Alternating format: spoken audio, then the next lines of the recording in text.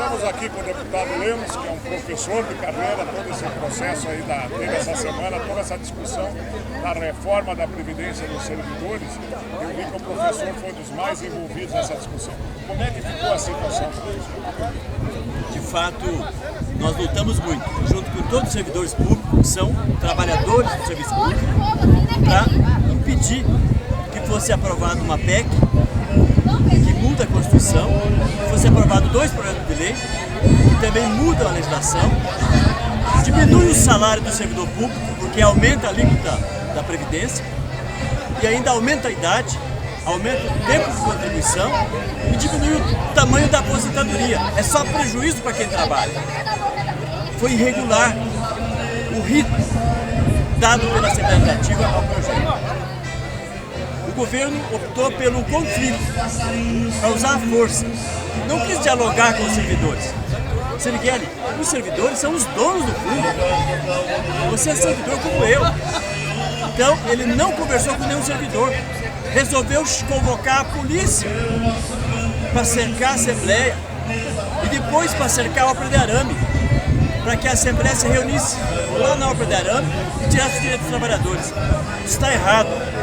A oposição, na segunda-feira, vai entrar na Justiça para solicitar a anulação dessas votações, porque elas não respeitaram a Constituição, não respeitaram o regimento da Assembleia. Isso está errado.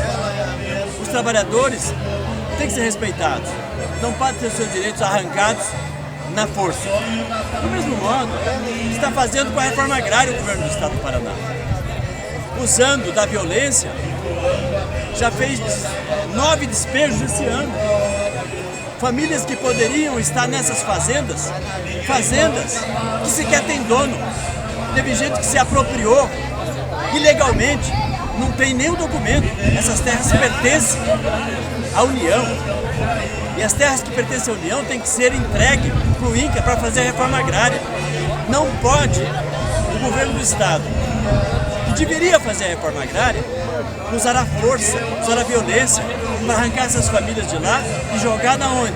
Jogar no olho da rua e devolver essas terras para quem sequer comprou essas terras, se apropriou dela indevidamente. É um absurdo. Tem 2 milhões de alqueires de terra no Paraná que não tem escritura, não tem título. Essas terras têm que ser devolvidas para fazer a reforma agrária, porque é assim que diz a Constituição brasileira. Esses latifúndios, alguns deles, devem muito ao governo, porque em nome dessas terras pegaram dinheiro emprestado e nunca pagaram, não devolveram. E além do que, não pagam impostos. E ainda tem crimes ambientais nessas áreas. E muitas delas usaram o ser humano como escravos e ainda usa até hoje, como se fosse na época da escravidão. Isso está errado. O governo precisa sentar com quem precisa de terra, que são os agricultores e agricultoras, que têm condição de produzir alimentos de qualidade no nosso estado. Precisa sentar com o servidor público, dialogar com o servidor público e não usar a força contra os trabalhadores, tanto do campo quanto da cidade.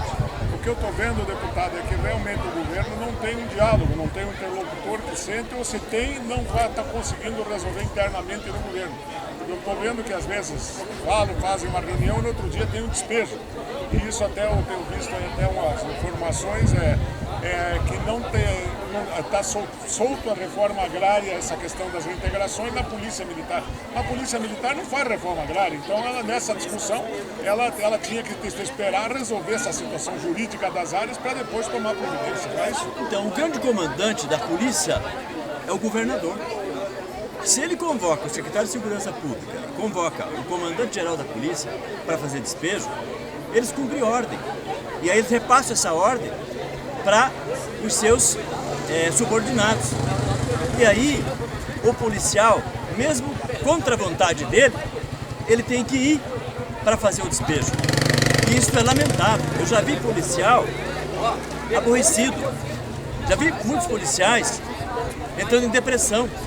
Alguns já cometeram suicídio, porque não concordam de ter que obedecer ordens tão esdrúxulas como o que o governo do Paraná tem feito.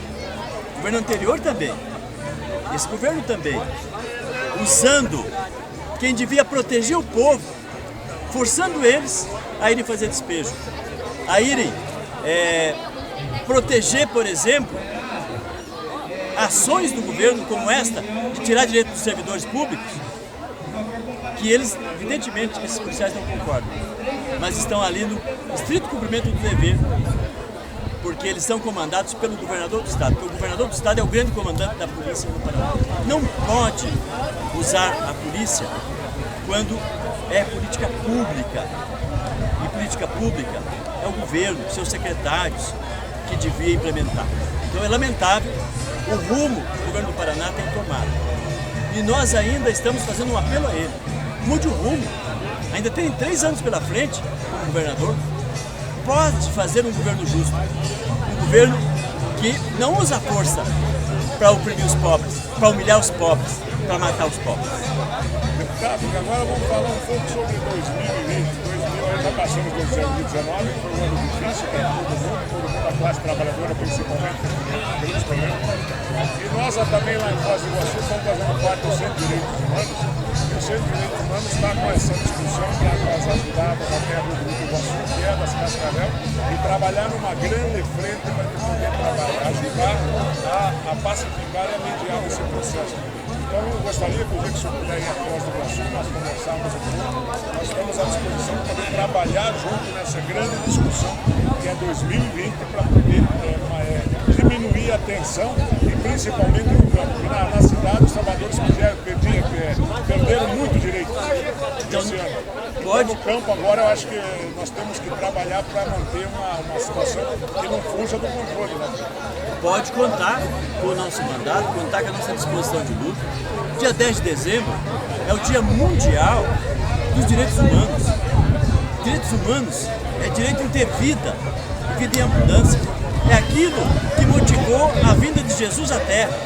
Jesus disse: eu vim para que todos tenham vida e vida em abundância. Está em João 10:10. Então, esta é a grande motivação que faz o cristão